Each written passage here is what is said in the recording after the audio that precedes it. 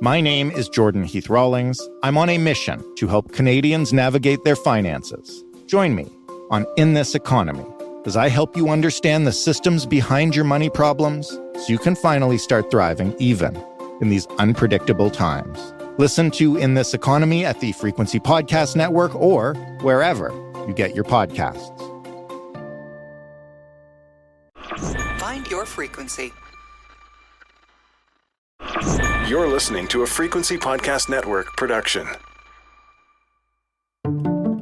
So, a new restaurant opened on the corner just above me this week. It's a charbroiled hamburger place, of course. I went the first day it opened, and it was delicious.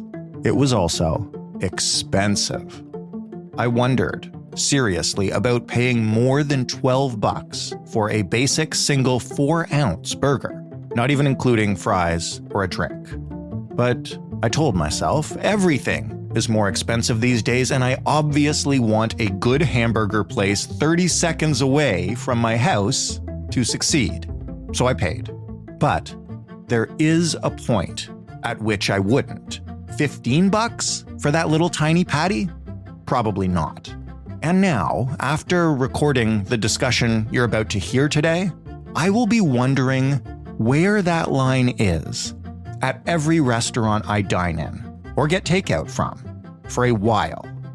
You might know that restaurants can be a tough business. You almost certainly know that the pandemic hit them hard. But lockdowns are over. Canadians are going back out to eat, and restaurant revenues hit $100 billion last year, a solid increase over the previous one, and even an increase from the last pre-pandemic year in 2019. This year, they're supposed to hit $110 billion. So it seems like things should be getting better. No?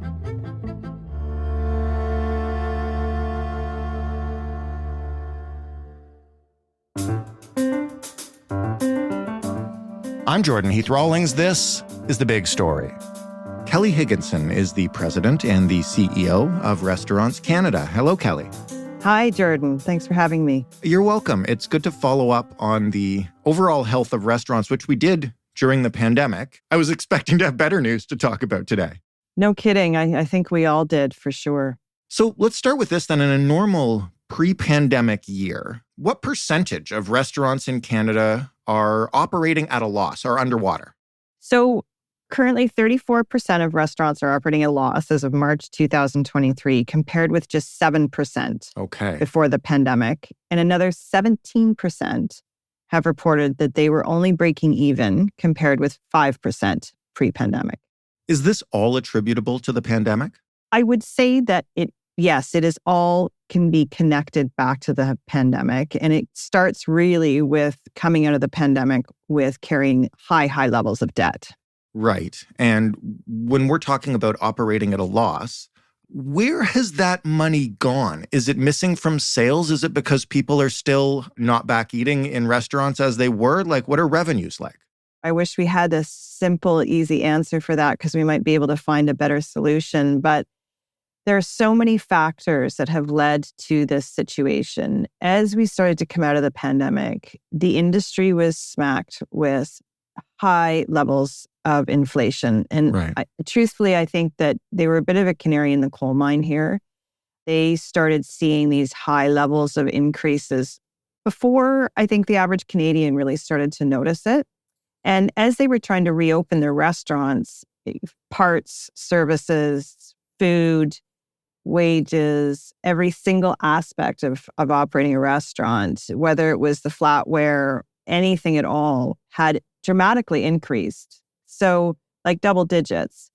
And when we're operating a business that already had pretty slim margins, it was very dramatic.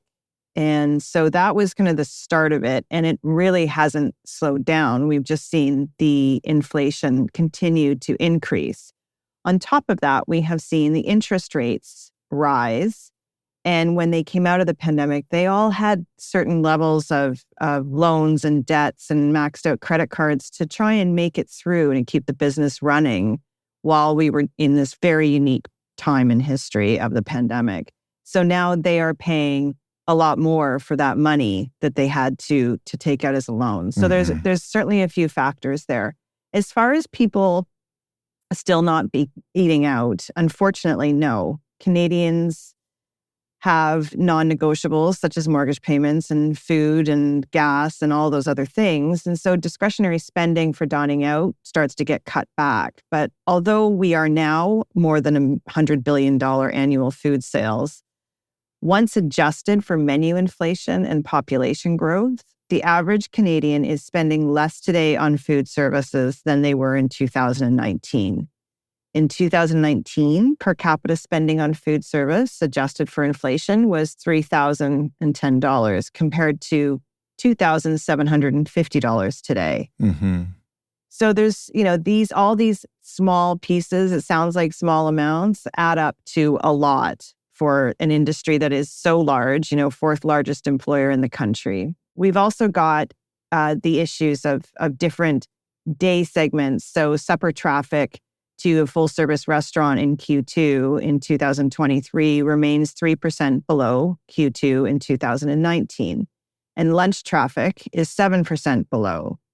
At the same time, guests are cutting back on ordering less expensive entrees or no longer ordering desserts, appetizers, or maybe cutting down on alcoholic beverages. So all of these things really make a dramatic impact. But according to the report that you guys released a couple of weeks ago, which is, I should mention, where you're getting these figures from, revenue is rising, right? And is that because of simply higher prices for menu items? Yes. So when adjusted for anticipated menu inflation of 5.6%, real food service sales are forecasted to grow 4% in 2023 compared to the pre-pandemic sales. So this is still, though, significantly below the pre-pandemic levels. And it really, at the end of the day, it's the bottom line where the challenge is. It's the bottom line is not profitable, whereas the top line, we've seen these, increases in revenues because of all of the costs in between the top and the bottom line. It's not filtering down to profit at the end of the day. I don't want to get people listening too lost in numbers, which are kind of hard to deal with on a podcast. But I will ask this, because you mentioned that the cost increases that restaurants have seen are double digits. And I believe you just referred to menu inflation as like 5%. Isn't it typical? And this is something we've sadly learned from covering inflation in many industries over the last little while. You raise the prices to match the rate of inflation, and that's how you stay stable.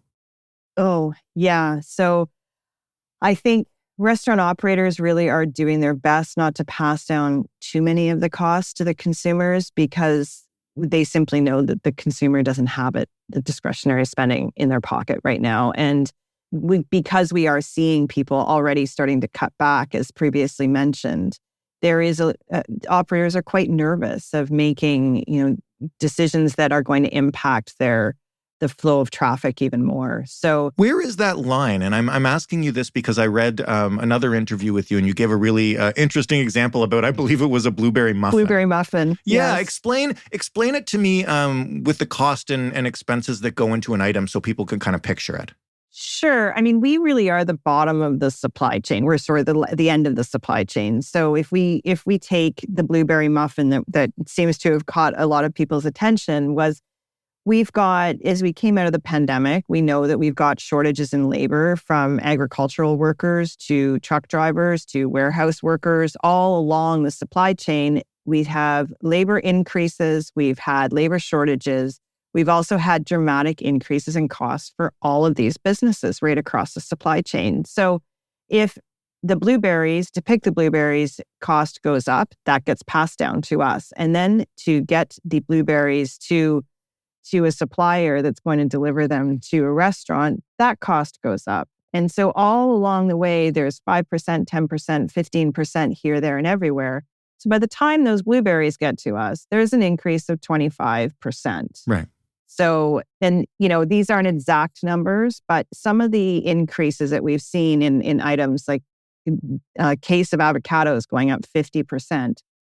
So as the blueberry muffin cost continues to increase, so butter's increased, all of the ingredients have increased, then we've seen the increase in labor for the people to make the blueberry muffin.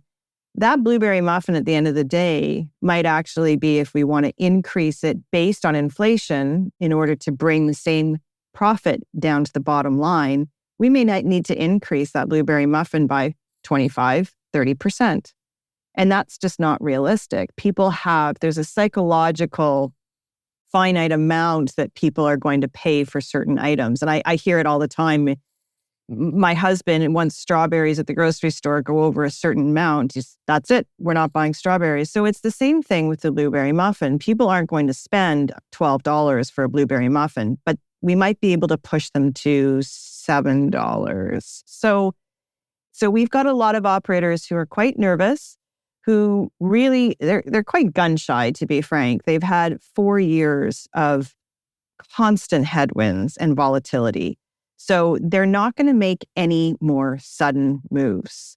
And because of that, and because they understand that there is that finite amount for a lot of different items, they're not going to be passing on all the costs to the consumer.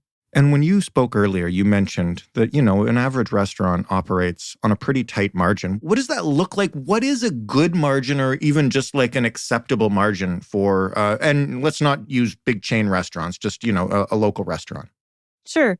I think, in the past, and it varies slim margins in this industry. We are very labor intensive. So that has always impacted the margin for the industry. We've generally said between that 3 to 8 to 10% at this point for an independent restaurant would be ideal. But the reality is, with that 51% of losing money that are barely breaking even that I previously spoke about, we're not even seeing that.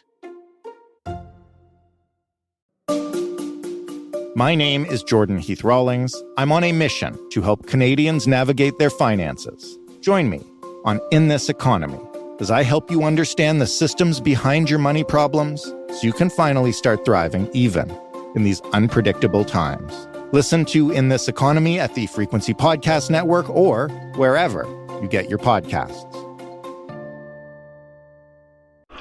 Find your frequency.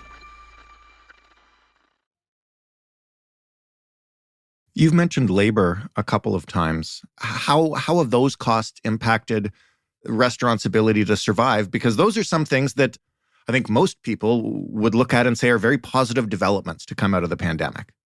Sure. I mean, there's certainly silver linings here, but I think when we see labor and wages increase, I think we also have to keep in mind that everything else has increased as well. So not necessarily convinced that those people are really putting more money in their pocket. So there's something to consider there with that. Right, but they need that money in order to afford everything that costs more now.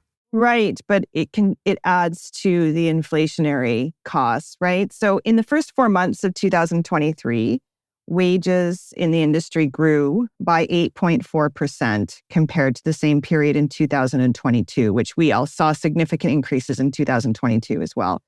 This is the largest increase of any major industry and well above the industrial average of 5%. So certainly much higher increases in wages for the food service industry. But given that we are a labor-intensive industry, rising wages and labor shortages disproportionately impact the food service industry compared with other consumer-facing industries. So to break it down, while it takes an average of 3.9 employees to generate $1 million in revenue at a retail or grocery store, it takes nearly 13 to generate that in a restaurant. So much more impacted by any increase in wages. What's the solution to that, though? I mean, as you mentioned, there's labor shortage issues all across the board, and you need the labor and you need to get it from somewhere.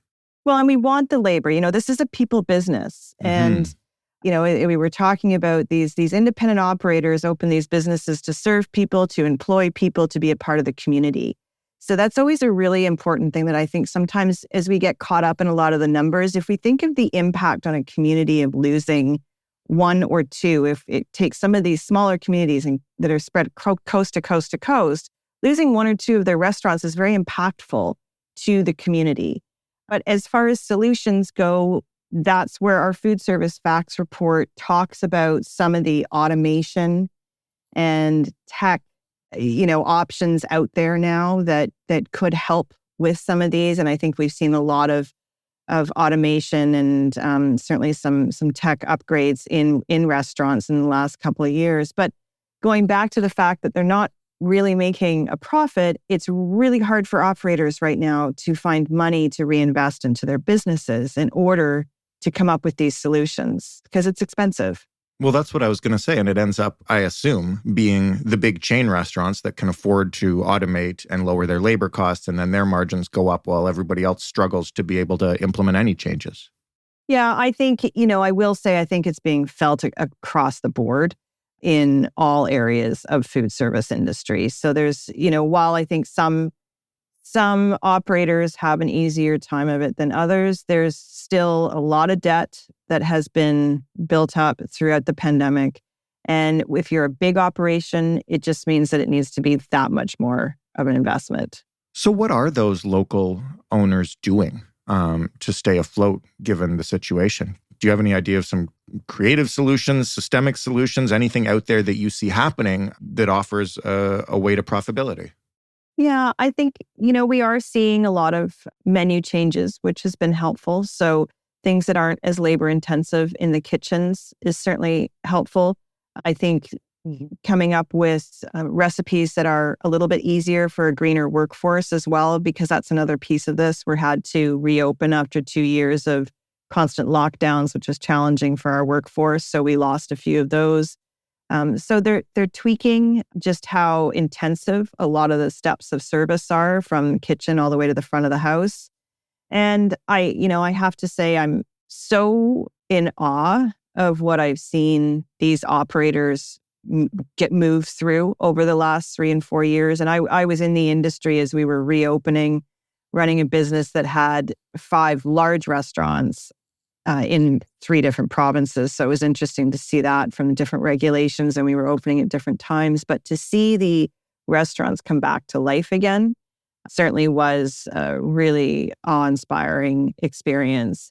So I think we're seeing, a lot of changes from menus. We're seeing a lot of changes in different ways of service. We've seen some of the more casual full service restaurants move to more of a counter style service where you go to the counter and order, but they'll deliver the food to your table. Right. So some of the things that are just cutting out some of the steps. And, during the pandemic, we saw a lot of operators move over to online ordering platforms and such. And thankfully, they were able to figure out how to do that. So that always helps as well. You mentioned a high level of debt taken on during the pandemic. I know during those measures, there was a lot of government support for restaurants. I assume those programs have pretty much all ended. What is available now, if anything? The federal government provided the CEBA loan to small businesses, and this really was a lifeline and one of the many, and we're grateful for the supports that were received for sure. But unfortunately, the deadline to repay the forgivable portion of the loan has only been extended by 18 days, which, simply is just not enough or realistic for restaurants and given the volatility that they've been having to manage. So, restaurants aren't looking for a handout, but what we are calling for is more time, given all of the extenuating circumstances since we started to try and reopen our businesses. So we want more time, and we want another year to try and find that stability and predictability for the businesses. I will say the bigger concern right now for me, and it's really, really weighing on me, is a lot of these independent operators are turning to third-party lenders that are giving them a loan to pay off the forgivable portion at a higher interest rates. And it's just continually to pile on for them. I mean, when they took these loans out, they had no idea that just the lockdown period itself was going to be as long as it was, and that lack of stability. But then on top of that, we've just been hit with so many headwinds. So there isn't a lot. We have, given the government some great solutions, and for our pre-budget requests, we've presented some solutions to the government to lower the cost burden for operators that we really do need to see implemented. We need to protect our small and medium-sized businesses in these countries. And as I said, this industry is the 4th largest private employer in the country, and it's a $100 billion industry. So we've got some requests in to lower the small business tax from 9 to 8%, to cap the federal excise tax on alcohol at 2% to maintain that freeze from last year instead of a potential increase of 4%, and make business expense meals fully deductible to try and stimulate some of that lunch business back. We're currently investigating all areas in taxes and rebates for the industry and have a few studies being done, along with, of course, that extension for the CEBA loans for at least a year. And I guess we'll see when the budget hits what's included in there. While these restaurants are barely hanging on or operating at a loss, is that translating into raw numbers of closures versus openings? Are we losing restaurants in this country? And if so, what kind of rate are we doing that at? What's that look like? The short and simple answer is we absolutely are. And we have communicated this to the government. So for a number of years, we were kind of sitting at a 1 opening, 1 closing rate. And that changed 2 closings for every 1 opening about 6 months ago. We've also got a 55% increase in bankruptcies in the first 8 months of the year, which is the highest of any industry. So, these are very concerning numbers. The reality is that we do quarterly outlook surveys to get a pulse of the industry and see where things are at. And in the last year and a half, things have not gotten better at any point, which, as we started this podcast and this conversation, I think both you and I thought at some point things were going to get better than they were 2.5 years ago. They are not, and they are clearly getting worse. What's the one thing that you want people listening to this to take away and understand about the industry that maybe they don't right now, but also just do? Well, I think it's really important for us to consider what having restaurants in our community means. That, again, going back to that important part of the community and socializing and what we want our main streets to look like. So that's important. I think it's also important for people to remember that all of the challenges from a cost perspective that the average Canadian is managing right now, the industry is managing and has been managing for quite some time, along with all of the other issues that have come up with operating a business. So I know that we've asked Canadians to be patient as we were reopening because we were retraining, all of our employees and getting used to a new reality. I understand that some people may see the sticker shock of the menu prices, but I think if we can just step back and think about first what these restaurants mean to us on a day-to-day basis. My name is Jordan Heath Rawlings. I'm on a mission to help Canadians navigate their finances. Join me on In This Economy as I help you understand the systems behind your money problems so you can finally start thriving even in these unpredictable times. Listen to In This Economy at the Frequency Podcast Network or wherever you get your podcasts. Find your frequency.